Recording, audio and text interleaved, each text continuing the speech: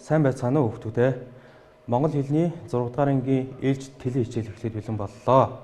За сурагч та бүхэн дэлгэцийнхээ өмнө ном сурах бичиг үзэг харандаага бэлдээд дэлгэцийнхээ өмнө ойрхон суугаарай. За өнөөдрийн хичээлээр бид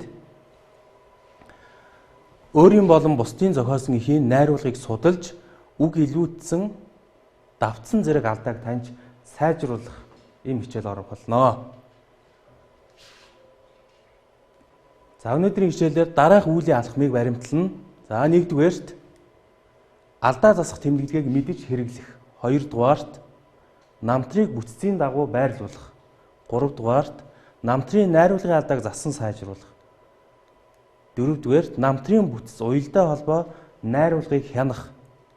Тавдугаарт сийрүүлэн бичих гэсэн ийм 5 алхмаар өнөөдрийн хичээлийг үргэлжлүүлнэ. За алхам 1. Алдаа засах тэмдэглэгийг мэдэж хэрэглэе. За хүүхдүүдээ алдаа засах тэмдэглэгийг дэвтэртээ бичиж аваарай.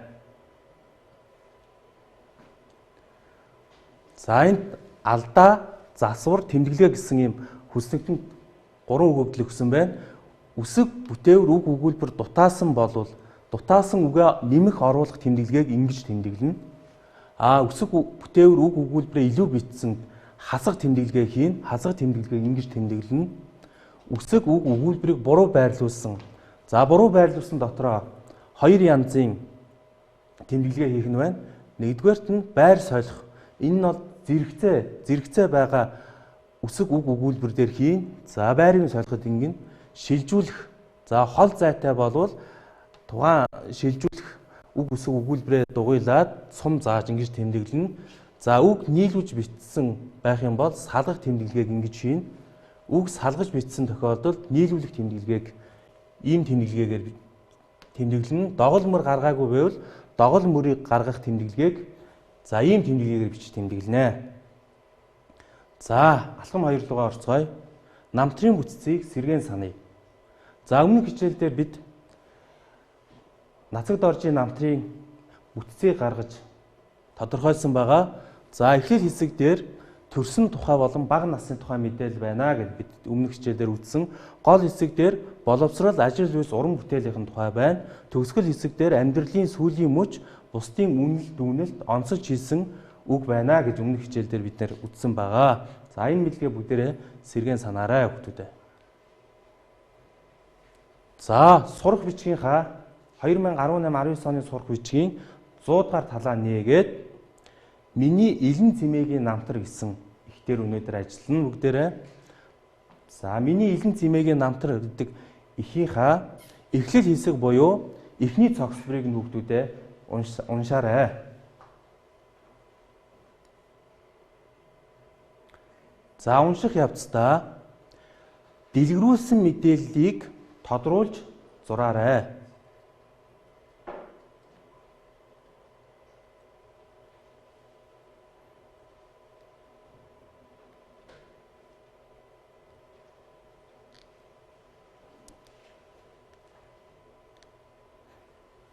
За уншаад бид хүүхдүүдээ багшийнхаа тодруулсан зурсантаа тохируулъя. За энэ эхлэл хэсэг дээр бол элен цэмээгийн намтар дээр сая бидний уншсан хэсгээс 1937 онд хувьсгалын эсэргүүг эдэн баригдаж буудуулсан гэдэг. Ийм учраас эмээ маань өнөө хүртэл нагц зах наваанаар овгилж ирсэн гэсэн энэ мэдээлэл болов бид тодруулж зурах юм нэмэлт мэдээлэл байна гэж ингэж үтсэн. За гол хэсэг дээр эхлэл хэсгийн дараагийн цогцлбороос төгсгөлийн өмнөх цогцлбор буюу энэ 4 цогцлборыг гол хэсэгт оруулж уншаарай хүүхдүүдээ.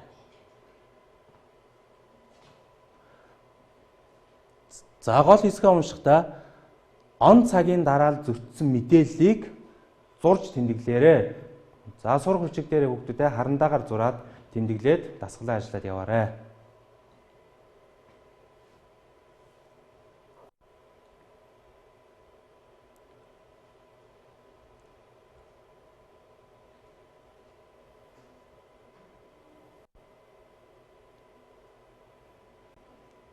За хүүхдүүдээ уншиж дууслаа.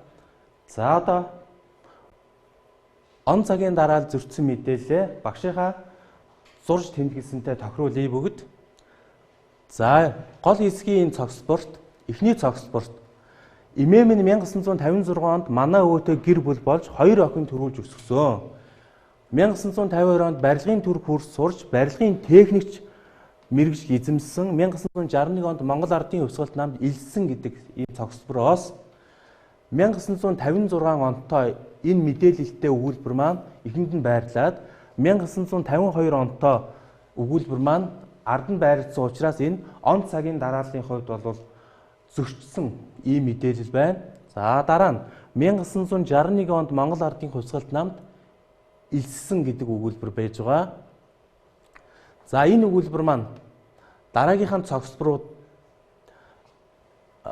1954-өөс 56 он гэдгээс хойно байх учраас энд зөрчөөд өмнө орсон ийм тохиолдол байна. За 1985 он гэдгийг та бүхэн тодруулж зурсан байгаа. 1985 онд өндөр насныхаа тэтгэвртэй гарсан гэдэг мэдээлэл бол 1976-аас 86 онд Улаанбаатар хотын барилга трест техникч хөдөлмөр хамгаалтын байцаагчаар тус ажиллаж байсан гэдэг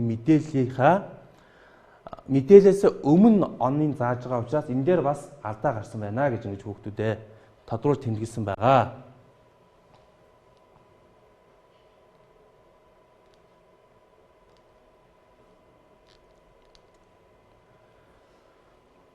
За одоо намтрынхаа төгсгөл хэсгийг уншицгаая бүгдээрээ. Намтрыг уншихдаа цагийн нэрийг зурж тэмдэглээрэй төгсгөл хэсгийнхаа цогцлбороос.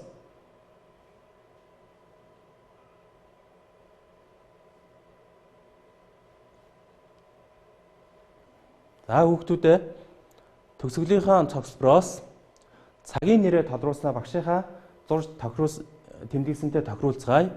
Элен цэмээ маань өнөөдөр үр хүүхэд зэнцэр бидэнтэйгээ инх тух амьдарч байна гэдэг цогцлбороос өнөөдөр гэдэг үг маань цаг заасан ийм үг байна. За энэ үгийг зурж тэмдэглэх нэ бид. За алхам 3 руугаа орцгоё. Намтрын найруулгын алдааг засан сайжруулъя. За засан сайжруулахдаа бид хичээлийн ихэнд өгсөн алдаа тэмдэглэгээнүүдээ одоо үг өгүүлбэр дээр нь найруулгын алдааг засаж хэрэглэнэ. За энэ эхлэл хэсэгт хэдэн цогцлбор байгаа вэ? Цогцлбор гаргахаар бол цогцлборыг гаргаагүй тохиолдолд цогцлборын өмнө цогцлбор тэмдэглэх ийм тэмдэглэгээ бичиж тэмдэглэнэ. Үг нөхцөл дутаасан болвол оруулах тэмдэглэгээ ийм тэмдэглэгээ хийн. Үг нөхцөл үүдүүлсэн болон давтсан үг нөхцөл буруу сонгосон тохиолдолд түүнийг хасах тэмдэглэгээ буюу ижил тэмдэглэгээр ингэж бүгдээр өнөөдөр хичээл дээр зурж тэмдэглэж алдааг олж тэмдэглэнэ. За эхлэл хэсэг дээр хүүхдүүдээ бүгдээрээ найруулгын алдаатай энэ дээрх тэмдэглэгээнүүдээ олж тэмдэглэгээ хийцгээгээрэй. Зурж тэмдэглэснээ одоо багшийнхаа зурж тэмдэглэсэнтэй тохируулцгаая. За эхлэл хэсэгт миний элен цэмээгийн намтар ихэд миний элен цэмээг навааны энэ биш гэдэг ихтэрэ болвол ингээд нэг цогцлбороор авцсан байгаа. За энэ бол эхний цогцлборыг догол мөрнөөс аваад энэ цогцлбор байна гэд ингээд цогцлборынхаа тэмдэглэгээ хийсэн байна. За хоёрт нь шинэ мэдээлэл орж ирсэн. Энэ дээр бид өмнөх хичээл дээр намтарт бага насны тухай байна гэсэн. Энэ бага насыг дэлгэрүүлсэн ямар мэдээлэл байгаа вэ гэхээр тухайн намтарт орж байгаа хүний бага насыг овгилсан тухай юм шинэ мэдээлэл байгаа учраас эмээгийн маань гэж ихэлсэн энэ өгүүлбэрээс догол мөр эхэлнэ. Нэг шинэ мэдээлэл эхэлж байгаа учраас догол мөртөн гэж авч үзнэ гэд багш нь энэ дээр догол мөрийн тэмдэглэгээ хийсэн байна. За эмээ маань 1936 100 гэд энэ өгүүлбэрт өгсөн байгаа. Оны гэдэг үгийг маань тухайн бичигч хүүхд маань энэ дээр орхиж гээгдүүлсэн байна. За энэ дээр багш нь оруулах тэмдэглэгээ хийгээд оны гэдэг үгээ ингэж оруулах тэмдэглэгээр бичиж өгнө. За 1936 оны өмнө Говь аймгийн Баян Овоо сумын Налих багийн нутагт ард шууд дүгэр нарын охин болж төрсөн. За хүүхдүүдээ энэ дээр ихтэрэ та бүхэн ихийнхаа төгсгөлийг харна. Төрсөн, ирсэн гэд дан сан син сон гэд төгссөн байгаа. Энэ тодтгон холбох нөхцөл болвол үг өгүүлбэрийг нөгөөс нөгөөд нь холбох үүрэгтэй. Түүний ийм тохиолдолд яах вэ гэвэл бид аль болохоор найруулгыг нь харж агаад төгсгөх нөхцлөөр сольж найруулах ёстой. За энэ дээр багш нь найлх багийн нутагт ард шууз дүгэр нарын охин болж төрсөн гэдгийг төржээ болгоод төгсгөх нөхцлөөр солин найруулсан байна. Имээгийн маань энд имээ гэдэг үг имээ маань гэд дээрх өгүүлбэрт гарсан учраас олон үгийг нэг дор давтсан учраас энэ үгийг бол илүүдсэн гэж багш нь хассан байна. Энэ үгийн оронд түүнийгээд төлөөлөх үгээр оруулж ингэж оруулж өгсөн ийм тэмдэглэгээ хийсэн байна. Байсан гэдгийг сан нөхцөл давтж байгаа учраас олон хэрэгэлсэн учраас энийг дараагийн өгүүлбэртэй холбоод болохоор гэдэг үгийг оруулж ингэж холбож өгсөн байна. За өнөө хүртэл нагад зах наваанаар овглож ирсэн гэдэг хайр синээр төгсснийг бид нар төгсөх нөхцөл J-гэр солин найруулж бичсэн байна. За ингэж бүгдүүдээ эхнийхээ цогцлборыг ажиллаа. За гол хэсгийн найруулгын алдаага сайжруулъя. За гол хэсэг дээр эхний хоёр цогцлборыг багш нь өгсөн байна. Та бүхэн эхний хэсгээ сая ажиллалаа. Одоо гол хэсгийнхаа эхний хоёр цогцлборыг найруулгын тэмдэглэгээ хийцгээгээрэй бүгдүүд. За найруулгын тэмдэглэгээ хийснээр одоо багшийнхаа тэмдэглэгээ хийсэнтэй тохируулцгаая. За имээ маань гэдэг догол мөр эхэлж байгаа учраас цогцлбор эхэлж байгаа учраас догол мөрийнхөө тэмдэглэгээ хийн. За 1950-аас 56 онд гэдэг эхэлж байгаа цогцлбор дээр догол мөр цогцлбор эхэлж байгаа учраас догол мөрийнхөө тэмдэглэгээг ингэж хийн. За энэ дээр эхнээс нь явъя одоо бүгд имээ минь 1956 онд манай өвөөтэй гэр бүл болж хоёр охин төрүүлж өсгсөн гэсэн өгүүлбэр дээр мөн сүмнөө төгссөн учраас төгсөх нөхцөл J-гэр солин найруулсан байна багш нь. За имээ минь 1956 онд өвөөтэй гэр бүл болж гэж энэ бол имээ маань өөрт хамаалтай тодорхой утга мэдэгдэж байгаа учраас манай гэдэг үг бол илүүц гэж үзээд энэ дээр хасах тэмдэглэгээ хийжээ багш нь. За энэ дээр энэ цогцлбор дээр шинэ хоёр тэмдэглэгээ гарч ирсэн байна. Зэрэгцээ тохиолдолд хоёр өгүүлбэрийн байрыг солино гэсэн. За энэ дээр бол ингээд эхнийх нь өгүүлбэрээ доогуур нь зураад дараагийнх нь өгүүлбэрээ дээгүүр нь зураад энд ингээд солих тэмдэглэгийг ингэж хийнэ. Зэрэгэлдээ байгаа хоёр үг өгүүлбэрийн зэргийг ингэж тэмдэглэнэ. За он цагийн дарааллын хувьд ингээд байрлуулчихж байгаа. За энэ дараагийн өгүүлбэр 1961 онд Монгол ардын хувьсгалд илсэн гэд сэн дээр илсэж болгоод дараагийнхаа өгүүлбэрийн цагийн дарааллаар нь байрлуулбал 1960-аас 66 онд Дунд Говь аймгийн барилга контрол техникч гэдэг өгүүлбэрийн өмнө байрлахаар ихэд бол заагдж байгаа. Энэ 61 он 60 оноос хойш байгаа учраас яагаад өмнө оруулж байгаа вэ гэж хүүхд та бүхэн бодож магадгүй.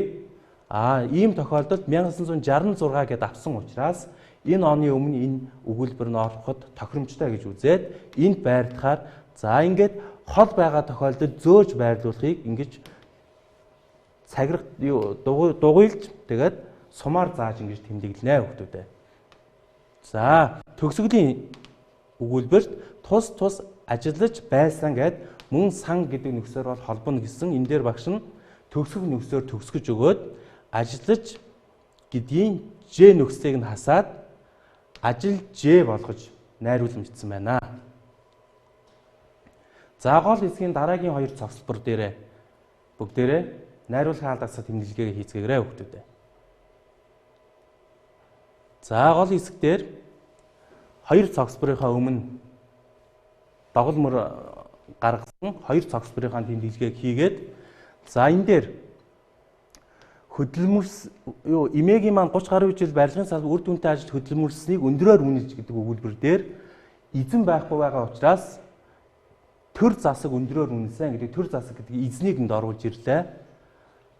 За тэгээд үнэлж 5 6 дугаар 5 жилийн гавшгаад цол тэмдэг ардын хувьсгалын 50 60 жилийн медаль барилгын яамны хүндэт жуу бичгээр шагнасан байдаг гэдэг өгүүлбэр дээр шагнажээ гэд төгсгөөд байдаг гэдэг үгийг болвол илүүдэл гэж үзээд хасах тэмдэглэгээ хийсэн байна. Имээ маань 1985 онд өндөр насны дэвсгэртэй гарсан гэдэг мэдээлэл дээр болвол 1985 гэдэг нь 1986 оноос дараа байсан учраас энийг 86 он ажиллаж исэн учраас 86 оноос үргэлжлүүлээд тэтгэвртэй гарсан гэдэг санаагаар ингээд 1986 болгосон. Имээ маань гэдэг олон давтагдсан учраас энийг тэр гэдэг төлөөний үгээр сольж найруулсан байна. За гарсан тэтгэврт имээ маань гэдэг үгүүд энэ өгүүлбэр зохимжгүй байгаа учраас багш нь хасах тэмдэглэгээ хийсэн байна. Зүгээр суугаагүй гэдгийг суулгүй болгож найруулгыг ингэж зөөлөл үүргээр суулгүй гэж бичгийн найруулга тэмдэглэсэн байна. За энэ сан гэд холбох нөхцөлийг ла болгоод төгсөх нөхцлөөр солин найруулсан байна.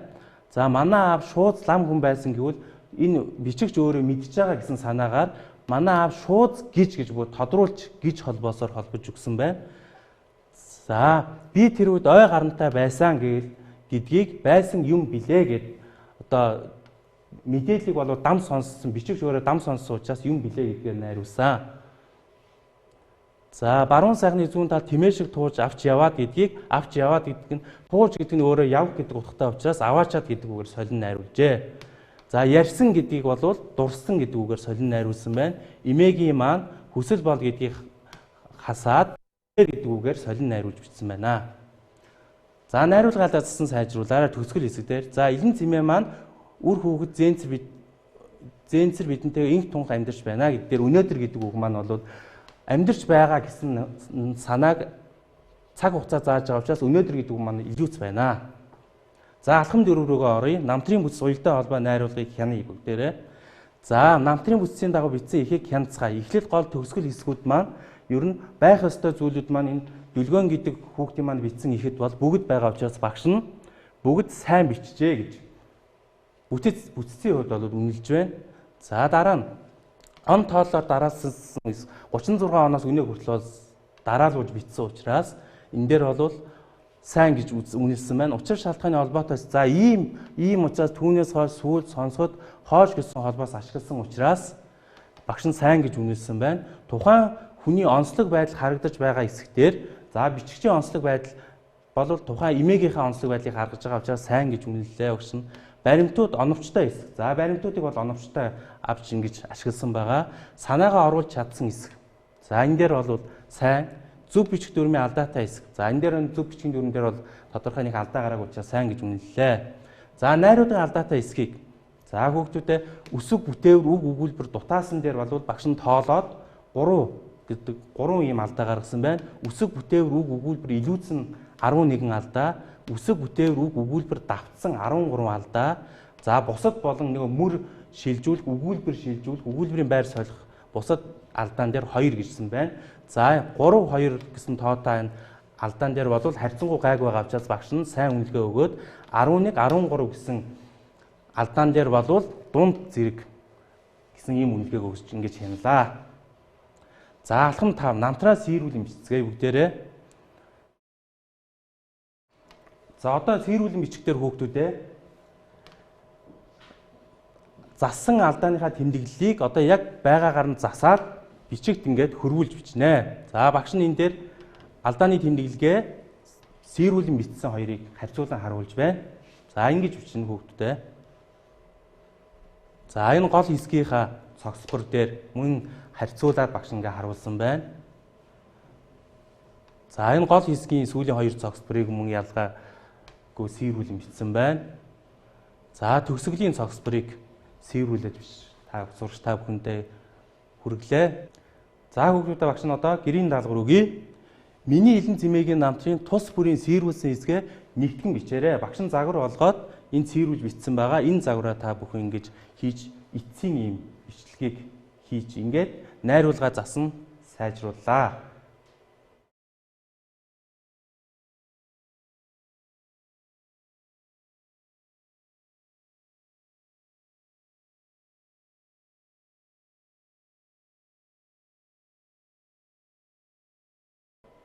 За хичээлдээ анхаарсан хүүхдүүдтэй баярлалаа. Хүүхдүүдээ дархлаагаа дэмжиж Аз часарга нь уугаарай.